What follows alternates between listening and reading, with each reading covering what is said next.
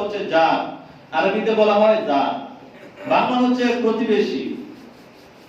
ইসলাম একটি পরিপূর্ণ জীবন ব্যবস্থা। মানুষ একা বসবাস করতে পারে না। পরস্পরের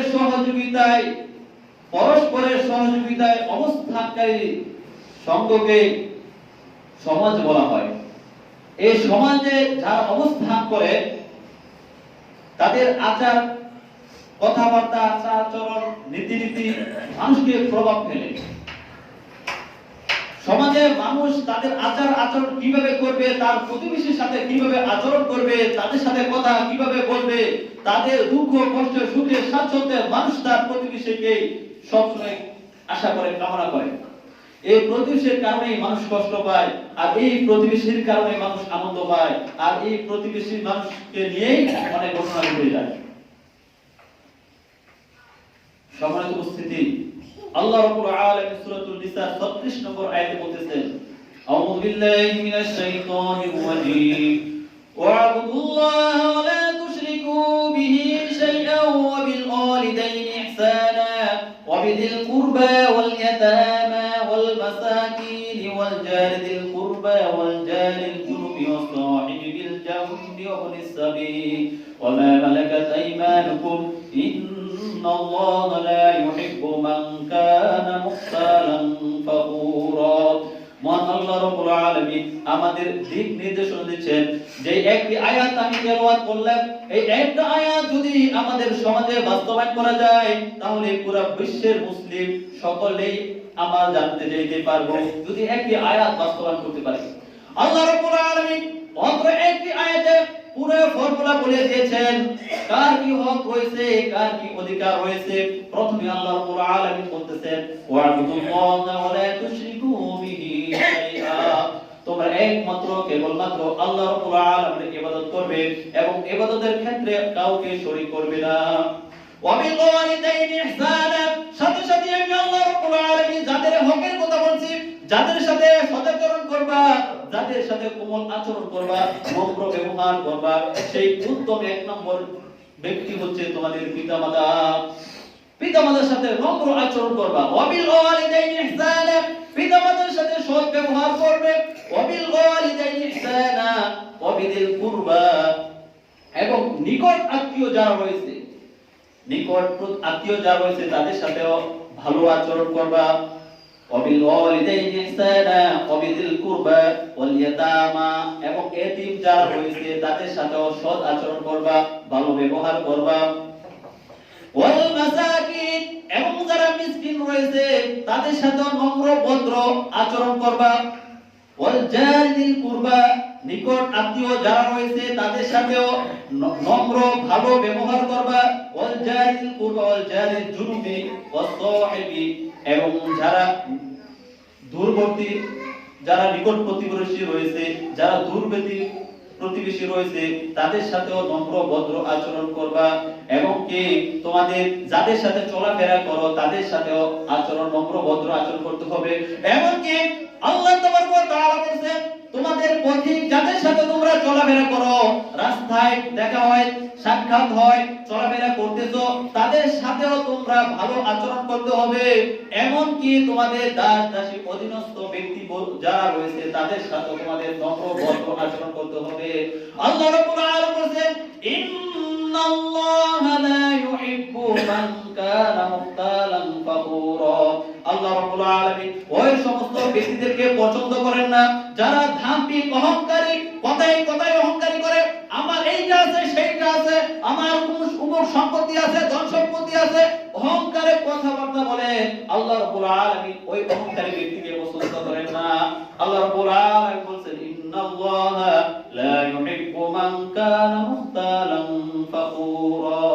সম্মানিত উপস্থিতি, উক্ত আয়াতটা আমি এখন অনুবাদ করলাম, এখন আপনাদের সামনে উক্ত আয়াতের অনুবাদ করলাম। এখন প্রতিবেশী যারা রয়েছে, কেউ বলছেন যে বাড়ির আশেপাশে 40 ঘর যারা রয়েছে তারা হচ্ছে তাদের প্রতিবেশী। আবার কেউ বলছেন যে বাড়ির আশেপাশে 10 ঘর যারা রয়েছে তারা হচ্ছে প্রতিবেশী। প্রতিবেশী হচ্ছে আপনার 3 প্রকার। কয় প্রকার? 3 প্রকার।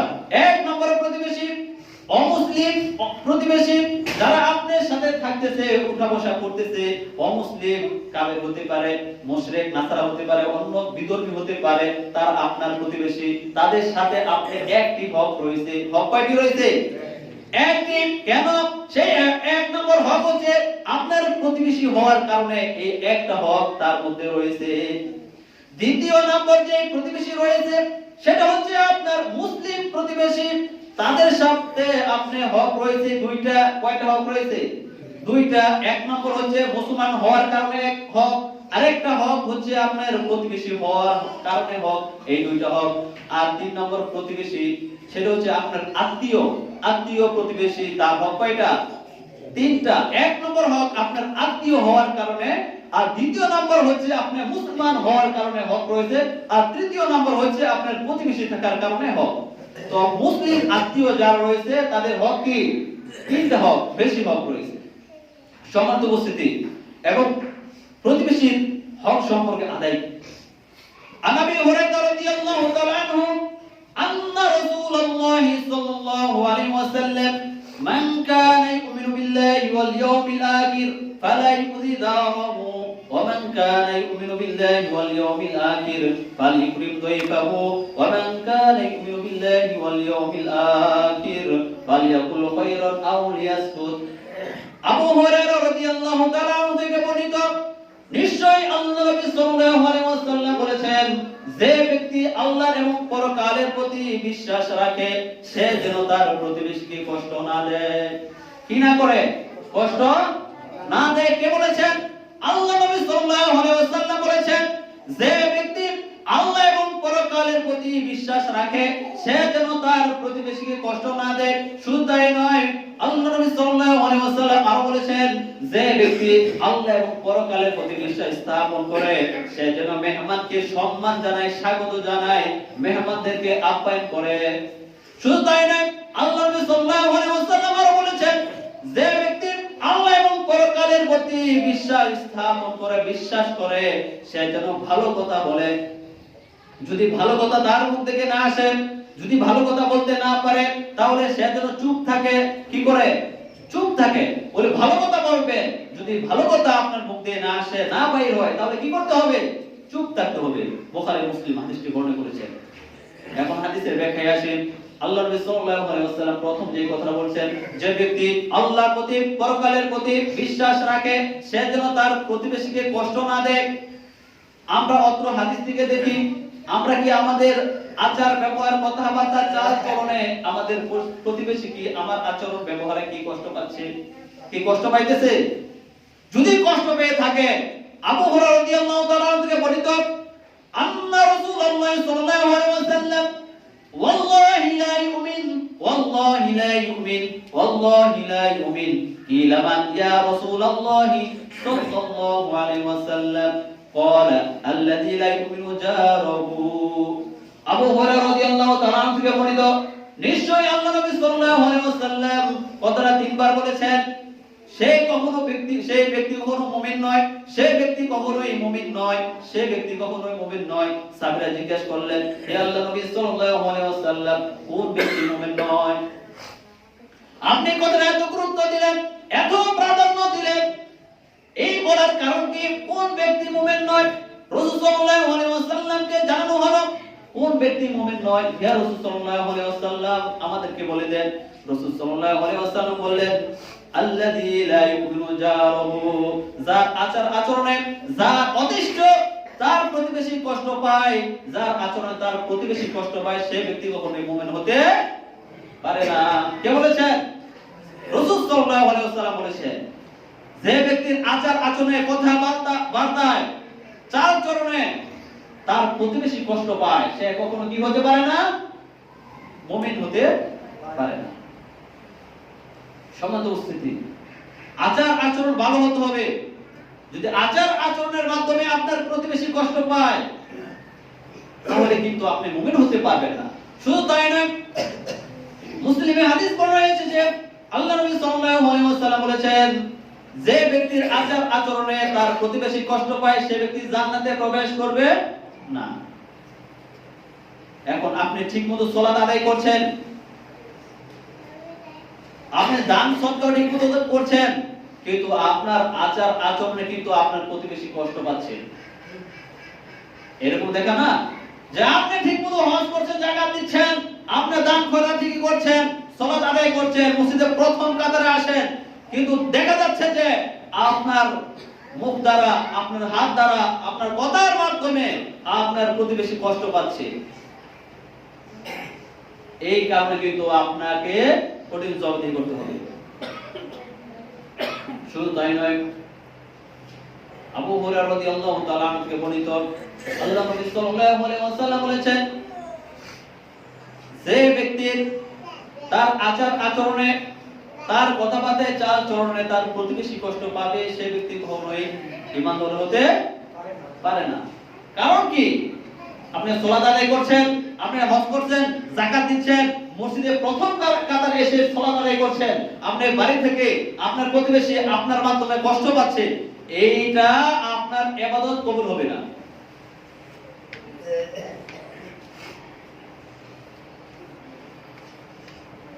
শুধু তাই নয়, আল্লাহ নবী সাল্লাল্লাহু আলাইহি ওয়াসাল্লাম আরো বলেন, যখন তোমরা তরকারি পাকাইবা, আবু যর রাদিয়াল্লাহু তাআলা আনহু থেকে বর্ণিত, তিনি বলেন, আল্লাহ নবী সাল্লাল্লাহু আলাইহি ওয়াসাল্লাম আমাকে বলেন, হে আবু যর, যখন তুমি তরকারি পাকাইবা, তরকারিতে বেশি করে পানি দিবা, তাতে করে তোমার এই জোটা তোমার প্রতিবেশীর বাড়িতে বাড়িতে পৌঁছে দিতে পারো। কতটুকু গুরুত্ব দেওয়া হয়েছে যে আপনি তরকারি পাকাইবেন, এটা আপনার ব্যক্তিগত ব্যাপার। আপনি তরকারি পাকাবেন, আপনি রান্না বান্না করবেন, এই রান্না যাতে আপনার প্রতিবেশীকে দিতে পারে, সেই জন্যই আবু যর রাদিয়াল্লাহু তাআলা থেকে বর্ণিত, আল্লাহ নবী সাল্লাল্লাহু আলাইহি ওয়াসাল্লাম বলেছেন, হে আবু যর, যখন তুমি রান্নার জন্য তরকারি পাকাইবা, এই তরকারিতে বেশি করে ঝোল দিয়ে দাও, যাতে করে তোমার পাড়া প্রতিবেশী যারা রয়েছে তাদের বাড়িতে বাড়িতে দিতে পারো। শুধু তাই নয়, আল্লাহ নবী সাল্লাল্লাহু আলাইহি ওয়াসাল্লাম আরো বলেছেন, ওই ব্যক্তি কখনো মুমিন হতে পারে না যে ব্যক্তি তার পেটকে পরিপূর্ণ করে খাবার খাইলো, কিন্তু তার পাশের প্রতিবেশী না খেয়ে থাকলো। এটা আমরা এখন দেখি না, যার যার নিজের জন্য ব্যস্ত থাকে। কিন্তু আপনি পেট পরিপূর্ণ খাবার খাইলেন, আপনার বাড়ির প্রতিবেশী যারা রয়েছে, আশেপাশে যারা রয়েছে, খাইতে পারে না, চলতে পারে না, আপনার হক রয়েছে তাদের উপর, আপনি দেখতেই হবে তাদেরকে। শুধু তাই নয়, আবু হুরায়রা রাদিয়াল্লাহু তাআলা আনহু থেকে বর্ণিত, আল্লাহ নবী সাল্লাল্লাহু আলাইহি ওয়াসাল্লাম বলেছেন, এক মুমিনের উপর অপর মুমিনের 5টি হক রয়েছে। কয়টি হক রয়েছে? 5টি হক রয়েছে। এক নম্বর, যখন মুসলমানের সাথে পরস্পর দেখা সাক্ষাৎ হবে, তাদের মধ্যে প্রথম যে কথা হবে সেটা হচ্ছে সালাম বিনিময় করবে। কি করবে? সালাম দিতে হবে। তো আমাদের সমাজে সালামের প্রচলন আস্তে আস্তে কমে যাচ্ছে। যদি কেউ সালাম দেয়, ভাবে তো ফকির মিসকিন আসছে, নয়তো কোনো মুসাফির আসছে। কিন্তু আল্লাহ নবী সাল্লাল্লাহু আলাইহি ওয়াসাল্লাম বলেছেন, তোমরা কখনোই মুমিন হতে পারবে না, তোমরা কখনোই জান্নাতে যাইতে পারবে না যতক্ষণ না তোমরা মুমিন হও। তোমরা কখনোই মুমিন হতে পারবে না যতক্ষণ না তোমরা পরস্পর মধ্যে সালাম বিনিময় করো। তোমরা পরস্পর মধ্যে কি করতে হবে? সালাম বিনিময় করতে হবে। তো আমাদের মধ্যে সালাম, ছোটরাও সালাম দেয় না, বড়রাও সালাম দেয় না। এই সালামের প্রচলন নাই। আসসালামু ক্বাবলাল কালাম, কথার পূর্বে যে কথাটা হচ্ছে সেটা হচ্ছে সালাম। আপনি সালাম প্রদান করতে হবে। আর বলতেছিলাম, এক মুসলমানের অপর মুসলমান কয়টা হক রয়েছে? মনে আছে তো? 5টা। কয়টা? তাদের মধ্যে এক নম্বর কি? সালাম বিনিময় করে পরস্পর যখন সাক্ষাৎ হবে, সর্বপ্রথম যে কথাটা হবে সেটা হচ্ছে আসসালামু আলাইকুম, আপনার উপর শান্তি বর্ষিত হোক। দ্বিতীয় নম্বর যে হক রয়েছে সেটা হচ্ছে, যদি কোনো ব্যক্তি অসুস্থ হয়ে যায় তাহলে তাকে কি করতে হবে? দেখতে যেতে হবে। দেখতে যাও। আপনার সমাজের মধ্যে, আপনার পরস্পরের আত্মীয় স্বজনের মধ্যে, আপনার পাড়া প্রতিবেশীর মধ্যে অসুস্থ হয়ে গেল, আপনার করণীয়, আপনার দায়িত্ব রয়েছে সেই অসুস্থ ব্যক্তিকে আপনি দেখতে যাওয়া। কারণ যখন মানুষ অসুস্থ হয়ে যায়, সে নিঃস্ব হয়ে যায়, অসহায় হয়ে যায়, সে এখন একাকিত্ব বোধ করে। যদি আপনি তার কাছে দেখা করেন, সে একটু শান্তি পায়, স্বস্তি পায়, আমাকে দেখতে আসে। এটা হক, আপনার হক। আপনি সমাজে বসবাস করেন, আপনি আত্মীয় স্বজন রয়েছে, একটা আপনার আত্মীয়র হক যে অসুস্থ হয়ে গেলে তাকে দেখতে যাওয়া। এটা আমাদের সমাজে কম রয়েছে। তৃতীয় নম্বর রয়েছে, যখন কোনো ব্যক্তি মারা যায়, মারা গেলে উক্ত ব্যক্তিকে জানাজায় অংশীদার হওয়া আপনার দায়িত্ব। এটা হচ্ছে মুসলমানদের হক। আপনার সমাজে মারা গেল, আপনার মুসলমান ভাই মারা গেল, এই মারা যাওয়ার পর আপনি কিছু করণীয় বর্জনীয় কিছু কাজ রয়েছে। সেই কাজ হলো, এক নম্বর, আপনি যে বাড়িতে মৃত্যুবরণ করছে সেই বাড়িতে আপনি যাবেন, সেই ব্যক্তিকে আপনার গিয়ে সান্ত্বনা দিবেন। আপনার পিতা হারাইছে, কিছু হয় নাই, আল্লাহ রাব্বুল আলামিনের দেওয়া নিয়ামত, আল্লাহর হক, যেটা হয়েছে আল্লাহ দিয়েছেন, আল্লাহ নিয়ে গেছেন, এই সান্ত্বনা যদি আপনি দেন, এই দুঃখ সময় যখন এই দুঃখ শেষ হয়ে যাবে, ওই ব্যক্তিরা কিন্তু ঠিকই আপনার কথা মনে করবে। বিপদের সময় আপনি তাকে সান্ত্বনা দিয়ে এসেছেন, এই কথাটা কিন্তু সে আপনাকে মনে করবে। এই জন্যই আল্লাহ সাল্লাল্লাহু আলাইহি ওয়াসাল্লাম বললেন, এক মুসলমানদের উপর অপর মুসলমানের 5টি হক রয়েছে। তার মধ্যে 3 নম্বর হচ্ছে, যখন মানুষ মৃত্যুবরণ করবে তখন তার জানাজায় উপস্থিত হওয়া এবং পরিবারকে সান্ত্বনা দেওয়া। এটা হচ্ছে মুসলমানদের হক। আরেকটি হচ্ছে হক, যখন আপনাকে দাওয়াত দিবে, এই দাওয়াত দিলে আপনি দাওয়াতের আহ্বানে কি করতে হবে? সাড়া দিতে হবে। এখন তো দাওয়াত দেয় মানুষ মারা গেলে, বিপদ আপদ হলে, এইটা না, আপনার সুস্থ আছেন, ভালো আছেন, আপনি তাকে দাওয়াত দেন। দাওয়াত দিলে আপনার রহমত হবে, বরকত হবে, আপনার আয়ুর্নীতি বৃদ্ধি পাবে। এটা অন্তর থেকে দোয়া আসে। আপনি যখন কোনো ব্যক্তিকে কোনো হাদিয়া দিবেন, কোনো কিছু দিবেন, বলতে হবে না যে আমার জন্য দোয়া করে, সেইটা পাই কিন্তু দোয়া করে। যখন কোনো কিছু দিবেন, দেওয়ার সাথে সাথে উপঢৌকন দিবেন, উপঢৌকন দেওয়ার সাথে সাথে অন্তর থেকে একটা দোয়া আসে। আপনি কোনো ব্যক্তিকে ভালো একটা কথা বলবেন, আচরণ করবেন, ভালো কথা বলার সাথে সাথে সে অন্তরের ভিতরে এটা গেঁথে ফেলবে। এটা হচ্ছে মুসলমানদের হক। সম্মানিত উপস্থিতি, যে বিষয়টা আলোচনা করছিলাম সেই বিষয়টা হচ্ছে প্রতিবেশীর হক। আমরা প্রতিবেশীর হক সম্পর্কে কতটুকু অবতীর্ণ হয়েছে।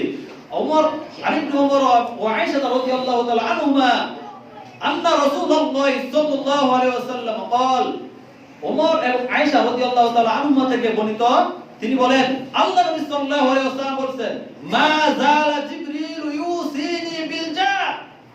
জিবরাইল আলাইহিস সালাতু ওয়াস সালাম প্রতিবেশীর সম্পর্কে আমাকে এত দিক নির্দেশনা দিতেন, বারবার উপদেশ দিতেন, হাত্তা জানাতু আন্নাহু সাইয়ুরিসুহু, এমনকি আমার মনে ভিতর ধারণা হলো যে আমার যে ওয়ারিস রয়েছে, ওয়ারিসের ভিতরে আমার প্রতিবেশীর হক দিয়ে দেওয়া হবে। সুবহানাল্লাহ।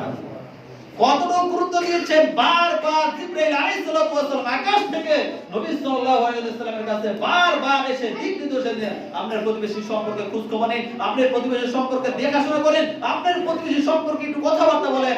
বারবার দেখার পর আল্লাহ নবী সাল্লাল্লাহু আলাইহি ওয়াসাল্লাম বলেন, আমার মনে হলো যে এই প্রতিবেশী সম্পর্কে আমাকে ওয়ারিস বানিয়ে দেওয়া হবে, আমার ওয়ারিস প্রতিবেশী দেওয়া হবে। সুবহানাল্লাহ। তাহলে আমরা প্রতিবেশী সম্পর্কে কতটুকু অবতীর্ণ রয়েছি, প্রতিবেশী সম্পর্কে আমরা কতটুকু সতর্ক হয়েছি, শুধু তাই নয়, আল্লাহ নবী সাল্লাল্লাহু আলাইহি ওয়াসাল্লাম বললেন, যে ব্যক্তি পরিপূর্ণভাবে আদায় করলো না তার প্রতিবেশীর হক, সে ব্যক্তি মুমিন হতে পারে না। ওমর রাদিয়াল্লাহু তাআলা আনহু থেকে বর্ণিত, আল্লাহ নবী সাল্লাল্লাহু আলাইহি ওয়াসাল্লাম বলেছেন, উত্তম প্রতিবেশীকে, সবচেয়ে উত্তম প্রতিবেশীকে, সবচেয়ে উত্তম প্রতিবেশী হচ্ছে যে ব্যক্তি তার প্রতিবেশী সম্পর্কে সজাগ দৃষ্টি রাখেন, তার প্রতিবেশী কোনটা লাগবে না লাগবে, কে খেয়ে আছে না খেয়ে আছে, তার হক আদায় করলো। আল্লাহ নবী সাল্লাল্লাহু আলাইহি ওয়াসাল্লাম বলছেন, ওই ব্যক্তি হচ্ছে উত্তম প্রতিবেশী। আর যার আচার আচরণ থেকে তার এই প্রতিবেশী সব সময় আপনার কষ্ট পায়। শুনেন নাই, আবু হুরায়রা রাদিয়াল্লাহু তাআলা আনহু বর্ণিত, তিনি বলেন, আল্লাহ নবী সাল্লাল্লাহু আলাইহি ওয়াসাল্লাম বলেন, দুই মহিলা ছিলেন, তার মধ্যে এক মহিলা অধিক সালাত আদায় করতেন, নফল সালাত আদায় করতেন, যাকাত দিতেন, দান খয়রাত করতেন, কিন্তু তার আচার আচরণ ভালো ছিল না। তার কথাবার্তায়, তার আচার আচরণে প্রতিবেশী কষ্ট পাইতেন। উক্ত মহিলার কথা বলা হলো, আল্লাহ নবী সাল্লাল্লাহু আলাইহি ওয়াসাল্লাম বললেন, ওই মহিলাটা জাহান্নামে যাবে। দেখছেন, সালাত আদায় করছে, দান খয়রাত করেছে, যাকাত দিয়েছে, সব ভালো কাজ তার মধ্যে ছিল, কিন্তু সে ব্যক্তি তার কথাবার্তা, আচার আচরণে তার প্রতিবেশী তার প্রতি সন্তুষ্ট না হওয়ার কারণে উক্ত ব্যক্তিকে কোথায় যেতে হলো? জাহান্নামে যেতে হলো। তার আচরণ ভালো ছিল না, কথাবার্তা ভালো ছিল না। আরেক মহিলার কথা বলা হলো, হে আল্লাহর নবী সাল্লাল্লাহু আলাইহি ওয়াসাল্লাম, আরেকটি মহিলা আছে, ফরজ সালাত আদায় করে, সুন্নাত মাঝে মাঝে আদায় করে, কিন্তু তার আচার ব্যবহার অনেক ভালো। আচার ব্যবহার করার কারণে পুরো এলাকা তার প্রতি সবাই তাকে ভালো গুণগান করে, অনেক ভালো আচরণ, তার আচরণে কেউ কষ্ট পায় না, সবাই ভালো বলে। আল্লাহর নবী সাল্লাল্লাহু আলাইহি ওয়াসাল্লাম বললেন উক্ত মহিলা জান্নাতে যাবে। কারণ কি? তার আচার এত ভালো ছিল, তার ব্যবহার এত ভালো ছিল, সবাই তাকে ভালো বলতো। আচরণ করার কারণে আল্লাহর নবী সাল্লাল্লাহু আলাইহি ওয়াসাল্লাম তাকে জান্নাতের সুসংবাদ দিলেন। শুধু তাই নয়, আরেকটি মহিলা ছিল, সেই মহিলা খারাপ মহিলা ছিল।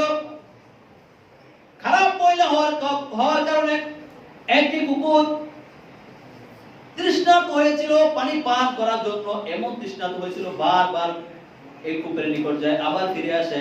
মহিলাটা অনেকবার লক্ষ্য করলো যে এই কুকুরটা বারবার কুকুরের দিকে যাচ্ছে, আবার ফিরে আসছে, নিশ্চয়ই তার পানি তাড়না রয়েছে।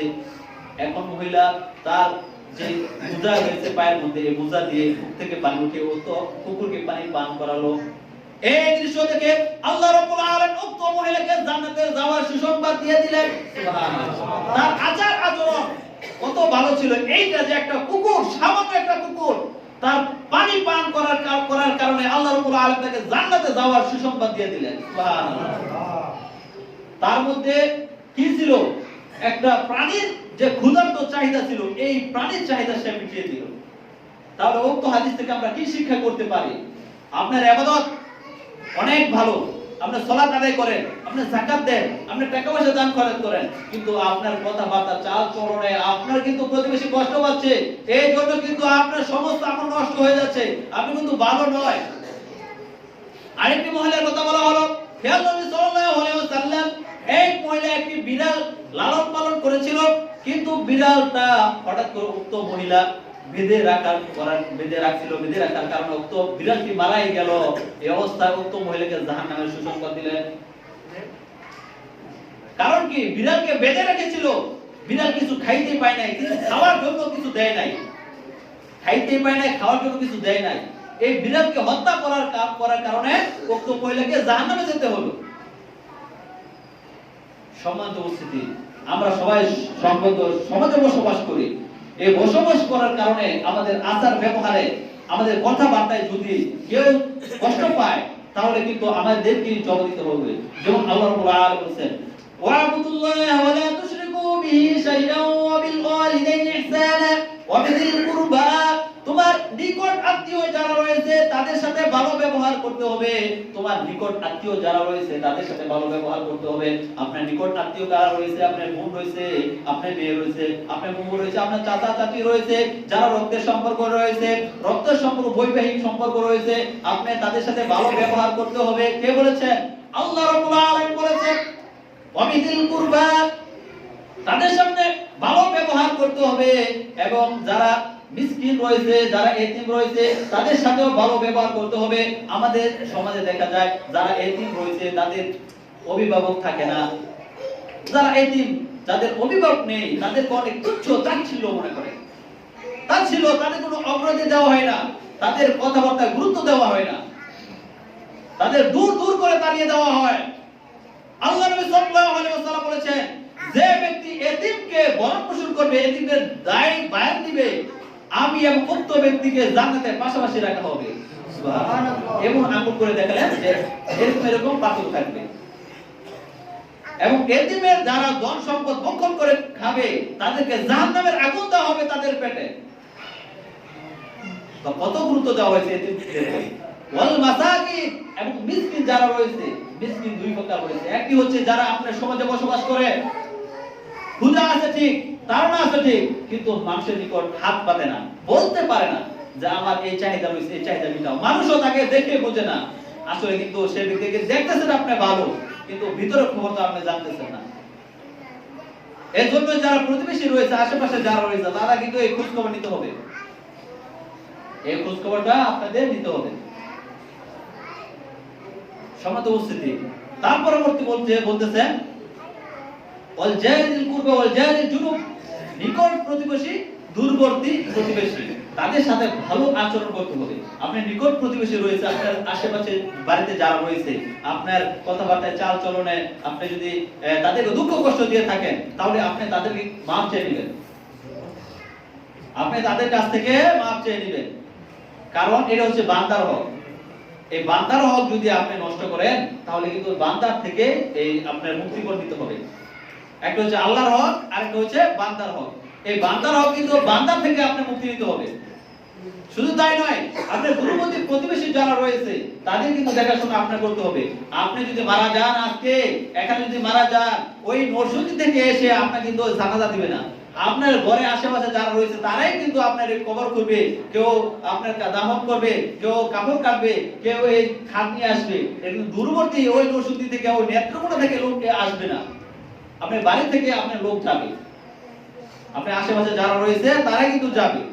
যাওয়ার পর আপনাকে অনেকে বলবে এই লোকটা, যেমন ভাবে হযরত মুহাম্মদ সাল্লাল্লাহু আলাইহি ওয়াসাল্লাম মসজিদের নববীতে বসা ছিলেন, এমন অবস্থায় সাহাবীরা বললেন এই লোকটা অনেক ভালো ছিল। আল্লাহ নবী সাল্লাল্লাহু আলাইহি ওয়াসাল্লাম এই লোকটা লাশ নিয়ে যাচ্ছে, অনেক ভালো ছিল। রাসূল সাল্লাল্লাহু আলাইহি ওয়াসাল্লাম বলেন সাবাতা। পরবর্তী আরেকটি লাশ নিয়ে যাওয়া হচ্ছে সেই স্থান থেকে।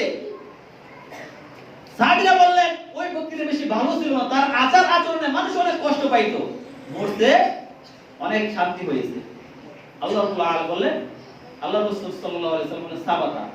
সাহাবীরা জিজ্ঞেস করলেন ইয়া আল্লাহ নবী সাল্লাল্লাহু আলাইহি ওয়াসাল্লাম, প্রথম জনকে আমরা বললাম ভালো লোক, তাকেও বললেন সাবাতা, আবার দ্বিতীয় লোক তাকে আমরা খারাপ বললাম, তাকেও বললেন সাবাতা, কারণ কি?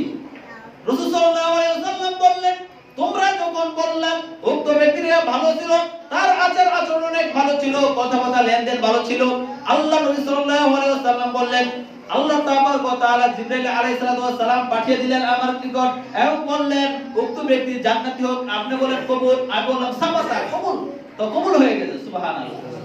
আরেক ব্যক্তি যখন এই লাশ নিয়ে যাওয়া হচ্ছিল, সাহাবীরা যখন বলতেছিল উক্ত ব্যক্তিরা খারাপ ছিল, তার আচার আচরণে কথাবার্তায় আচরণে আমরা অনেক কষ্ট পেয়েছি, অনেক কষ্ট পেয়েছি। তো জিবরাইল আলাইহিস সালাম বলেন তাকে জান্নাত দাও, আপনি বলেন সাবাতা, আমি বললাম সাবাতা। তাহলে কতটুকু গুরুত্ব দেওয়া হয়েছে। আপনার প্রতিবেশী সব সময় আপনার আশেপাশে চলাফেরা করতেছে, থাকতেছে, উঠা বসা, আপনি যদি তার সাথে খারাপ আচরণ করেন, খারাপ অবতীর্ণ করেন, তাহলে তার জন্য আপনি সার্টিফিকেট দেওয়া হয়েছে। এর জন্য কিন্তু আপনাকে সতর্ক থাকতে হবে, তাদের সাথে মাপ চেয়ে নিতে হবে। আপনি যদি মারা যান তাহলে সর্বপ্রথম কিন্তু এই প্রতিবেশী আপনার নিকট দৌড়ে আসবে, আপনাকে সান্ত্বনা দিবে, আপনার খোঁজ খবর নেবে। শুধু তাই নয়, আল্লাহ তাবারক ওয়া তাআলা আরো বলেন আসাহিবি বিল জামবি। আসাহিবি বিল জামবি হচ্ছে আপনি পাশাপাশি চলাফেরা যারা করেন, পাশাপাশি মানে আপনি রাস্তাঘাটে চলাফেরা করতেছেন, আপনি একত্রে বসবাস করতেছেন, হোটেলে খাইতেছেন, বিদেশে একত্রে মেসে আছেন। এই মেসে থাকার কারণে আপনি অনেক দেশের ভিন্ন দেশের লোক আপনি একসাথে বসবাস করতেছেন, থাকতেছেন। চাকরির শুরুতে যারা দূরে থাকেন একসাথে থাকতেছেন, খাইতেছেন, পাশাপাশি চলাফেরা যারা করে তাদের সাথে কিন্তু আপনি ভালো আচরণ করতে হবে, ভালো কথাবার্তা বলতে হবে, ভালো ব্যবহার প্রদর্শন করতে হবে। আপনি এই ভালো ব্যবহার কিন্তু কাল কিয়ামতের ময়দানে মিজানে পাল্লায় দেওয়া হবে, আপনার উত্তম হসনুল খুলুক এটা দেওয়া হবে, অনেক বাড়ি হয়ে যাবে। এজন্যই কিন্তু শুধু তাই নয়, পরবর্তী বলে যে অবনিস সাবিল এবং প্রতীক, যারা রাস্তাঘাটে চলাফেরা করে, রাস্তায় যাচ্ছেন, আপনি চেনেন না ওই লোকটা কোথা থেকে আসছে, আপনিও যাইতেছেন, ওই ব্যক্তিও যাচ্ছেন, একসাথে চলাফেরা যাইতেছেন, কাউকে যাচ্ছেন, কিন্তু আপনার সাথে চলাফেরা করার কারণে আপনি ওই ব্যক্তির সাথে ভালো ব্যবহার করতে হবে। আপনি বুঝছেন যে দূরে ভর্তি এসেছে, তাকে দুই একটা কিল ঘুষি মারলে, দুই একটা বকাচলা দিলে কি হবে? কিছু হবে না। কিন্তু আপনার হক যেটা, আপনার উক্ত ব্যক্তির সাথে ভালো আচরণ করতে হবে। কে বলেছেন? আল্লাহ তাবারক ওয়া তাআলা বলেছেন সূরাতুন নিসা 36 নম্বর আয়াত। এবং শুধু তাই নয়, ওয়া মা মালাকাত আইমানুকুম, এবং আপনার পাশে যারা কাজ করে, আপনার অধীনস্থ যারা চাকরি করে, যারা চাকরি করতেছে, তাদের সাথে কিন্তু আপনি ভালো ব্যবহার করতে হবে। আপনার দাস দাসী যারা রয়েছে তাদের সাথে আপনি ভালো ব্যবহার করতে হবে। আপনার বাড়িতে একদিন কাজ করতে আসে, না খাওয়া আপনি 12 ঘন্টা কাজ আদায় করে নিলেন, কিন্তু তাদের খাওয়ার দাওয়ার খোঁজ খবর নিলেন না, আবার কাজ শেষ আপনার টাকাও দিলেন না, যাও চলে যাও, মানে ওই থাকে মোমেন থেকে আসছে, ফর্ম কাটাতে পারবেন না, কিছু বলতে পারবেন না। এই জন্য আপনি তাকে যথাযথ আপনি দেখাশোনাও করেন নাই এবং আচার আচরণ ভালো করেন নাই। এই জন্য কিন্তু ওই হকটা আপনার থেকে যে পাওনা ছিল, এই পাওনা থেকে সে বঞ্চিত হয়ে গেল। আল্লাহ নবী সাল্লাল্লাহু আলাইহি ওয়াসাল্লাম বলেন যে শ্রমিকের ঘাম শুকানোর আগেই তার পাওনা কি করতে হবে? পরিশোধ করতে হবে। তাহলে আপনার কি করি, বেশি করে খাড়াই নেই, খাড়ানোর পরও তার পরিশ্রম দেই না, আবার কি করি, তার থেকে জুলুম করে নেই, ঠিক মতো খাবারও দেই না। আমরা নরমালি যে খাবার খাই তার থেকে যারা শ্রমিক, যারা কাজ করে তাদের জন্য আলাদা পান করা হয়। যারা আপনি যে পরিমাণ খাওয়া দাওয়া করবেন, আপনার মাংস খাইলেন, ভালো পোলা করলেন, কিন্তু যারা কামের বাড়ি কাজ করতে আসছে তাদের জন্য আপনি যে ফুটকি ভর্তা বা একটা ডাউল যে আপনি খাইতে পান না বাসি পচা তাদেরকে দিয়ে দিলেন, এরকম যেন না হয়। বিদায় হচ্ছে আল্লাহ নবী সাল্লাল্লাহু আলাইহি ওয়াসাল্লাম কি বলেছে, তোমরা যা খাইবা তোমাদের অধীনস্থ যারা আছে তাদেরকে ঠিক সমপরিমাণ খাবার দিতে হবে। এই যে তাদের হক, আপনার হক। সম্মানিত উপস্থিতি, আল্লাহ নবী সাল্লাল্লাহু আলাইহি ওয়াসাল্লাম বললেন, জিবরাইল আলাইহিস সালাতু ওয়াস সালাম আমাকে বারবার ওসিয়ত করে যাচ্ছেন, বারবার দিক নির্দেশনা দিয়ে যাচ্ছেন, যাতে করে আমি প্রতিবেশীর সাথে ভালো আচরণ করি। আমার ধারণা হচ্ছে যাতে আমার ওয়ারিস যাতে প্রতিবেশীকে দেওয়া না হয়। শুধু তাই নয়, ইবনে ওমর রাদিয়াল্লাহু তাআলা আনহু থেকে বর্ণিত, আয়েশা রাদিয়াল্লাহু তাআলা আনহা মুমিন মহিলাকে বললেন, ইয়া নিসাইল মুমিনাত, হে মহিলা জাতিগণ তোমরা যারা আছো শুনে নাও, কোন প্রতিবেশী যদি তাকে এক পিস ছাগলের খুর হাদিয়া দেয়, ছাগলের খুর হাদিয়া দেওয়া হয়, তার প্রতিবেশী যেন সেটা তুচ্ছ মনে না করে। এমন অনেক প্রতিবেশী রয়েছে, মহিলা যারা রয়েছে, ওই বাবির সাথে ঝগড়া, ওই বাবির সাথে 1 মাস 2 মাস এমনকি 6 মাস 1 বছর পর্যন্ত কথাবার্তা বলে না। আছে কি নাই? আছে না? আল্লাহ নবী সাল্লাল্লাহু আলাইহি ওয়াসাল্লাম বলছেন, ওই যারা পরস্পর ভাই ভাই যদি কথাবার্তা না বলে তাহলে 3 দিনের অধিক যদি হয়ে যায়, যদি কথাবার্তা না বলে তাহলে তাদের আমল আল্লাহর নিকট কবুল হয় না। এখন দেখেন আপনারা 6 মাস 1 বছর 3 দিন 4 দিনের অধিক যাচ্ছে, আমরা ছোট্ট একটা বিষয় নিয়ে আপনার এই মহিলা ওই মহিলার সাথে, এই ভাবি ওই ভাবির সাথে কথাবার্তা বন্ধ হয়েছে, ক্লোজ তো হয়েছে, আর কিন্তু ওপেন খবর হওয়া নাই। ছোট ছোট মাসুম বাচ্চা যারা আছে এইবার থেকে ওইবারে যায়, এইবার থেকে ওইবারে যায়, এগোর সাথে কথাবার্তা কাটাতে কাটাতে এক পর্যায়ে ভাবি তো একটা কথা বলেই ফেললো। কেন ভাবি আমাকে এই কথাটা বললো, এই কথা বলার সাথে আমি অনেক মাইন্ড করেছি, অনেক মাইন্ড করার কারণে ছোট বাচ্চাকে খাবার বাড়িতে নিয়ে আসার পর আর কখনো ওই ভাবির বাড়িতে যাইবা না, ওর সাথে কথাবার্তাও নাই, চাল চলো নাই, দাওয়াত দিলে কিছু দিলে হাদিয়া দিলে সাথে সাথে ফেরত পাঠায় দেয়। এমন ঘটনা আছে কি নাই? আছে। আল্লাহ নবী সাল্লাল্লাহু আলাইহি ওয়াসাল্লাম বলেন, ওমর রাদিয়াল্লাহু তাআলা থেকে বর্ণিত, হে মহিলাগণ তোমাদের প্রতিবেশী যারা রয়েছে যদি ছাগলের একটি খুরও তোমাদের হাদিয়া দেওয়া হয় তাকে তুচ্ছ জ্ঞান মনে না করো। হাদিয়া দেওয়া সুন্নাত, আপনি হাদিয়া দিবেন, হাদিয়া দেওয়া কি সুন্নাত। আপনি প্রতিবেশীকে, আপনার চাচাকে, আপনার ভাই ব্রাদার যারা রয়েছে তাদেরকে হাদিয়া দিবেন। হাদিয়া দেওয়ার সাথে সাথে তার মনের ভিতর অন্যরকম একটা ফিলিংস এসে পড়বে যে সে আমাকে হাদিয়া দিয়েছে, মন থেকে একটা দোয়া আসবে, আন্তরিকতা হয়ে যাবে, মায়া মহব্বত আরো বেড়ে যাবে। যারা মহিলা রয়েছেন এই বিষয়গুলো আপনাদের উপর বেশি ইফেক্ট করে। আপনারা যারা রয়েছেন, চাচা হোক চাচি হোক, দাদা হোক দাদি হোক, কোন একটা কথা কর কারণে যদি আপনারা মাইন্ড করে ভিতর নিয়ে গেঁথে ফেলেন, যদি এই কথা করার কারণে আপনাদের প্রতিবেশীর সম্পর্কে যদি সম্বন্ধ অবনতি হয়, সম্পর্ক ভালো না হয়, তাহলে কিন্তু এটা আপনাদের ভালো দিক না। যারা সচ্চরিত্র মহিলা রয়েছে, ভালো মহিলা রয়েছে, তাদের 1 নম্বর গুণ রয়েছে তার অপর ভাইকে, অপর বোনকে ক্ষমা করে দেওয়া, হাসি মুখে কথাবার্তা বলা। আপনার বলতে, আপনার চাচি বলতে, আপনার ভাই বলতে, এই কথাটা আপনি ভিতর না গেঁথে রেখে আপনার পরকালের কথা মনে করেন, আল্লাহর কথা মনে করেন, পরকালের কথা মনে করে সেই কথা আপনি ছেড়ে দেন। আর কখনোই যত আপনার এই ভুলটা না হয় যে আল্লাহর প্রতি বিশ্বাস স্থাপন করে, যেভাবে আবু হুরায়রা রাদিয়াল্লাহু তাআলা আনহু বর্ণিত, আল্লাহ নবী সাল্লাল্লাহু আলাইহি ওয়াসাল্লাম বলেছেন, সেই ব্যক্তি কখনোই মুমিন নয়, সেই ব্যক্তি কখনোই মুমিন নয়, সেই ব্যক্তি কখনোই মুমিন হতে পারে না। সাহাবীরা জিজ্ঞাসা করলেন, হে আল্লাহ সাল্লাল্লাহু আলাইহি ওয়াসাল্লাম, এই কথাটা আপনি বারবার 3 বার বলছেন, এই কথার অর্থ কি? কোন ব্যক্তিটা মুমিন নয়? আল্লাহ রাসূল সাল্লাল্লাহু আলাইহি ওয়াসাল্লাম বলেছেন, যে ব্যক্তির আচরণে তার প্রতিবেশী কষ্ট হয় সে ব্যক্তি কখনোই মুমিন হতে পারে না। তাহলে উক্ত হাদিসে কি শিখলাম? যদি আপনারা যারা মহিলা রয়েছেন আপনার বাড়িতে সব সময় থাকেন, সব সময় থাকার কারণে আপনাদের ভাবির সাথে হোক, চাচির সাথে হোক, শাশুড়ি হোক, তাদের কথাবার্তায় ভুল ত্রুটি হতে পারে। আপনি মুমিন, সালেহিন, আবিদিন, কনিদাত এরকম বান্দা যে আল্লাহ রাব্বুল আলামিন আপনাকে দুনিয়াতে প্রেরণ করেছেন পরীক্ষা নেওয়ার জন্য, আপনার কথাবার্তা ভুল ত্রুটি হতেই পারে। মানুষ সামাজিক ভুল ত্রুটি করতে পারে, মানুষ মাত্রই ভুল। আদম আলাইহিস সালাম ভুল করেছেন, সেজন্য আমরাও ভুল করি।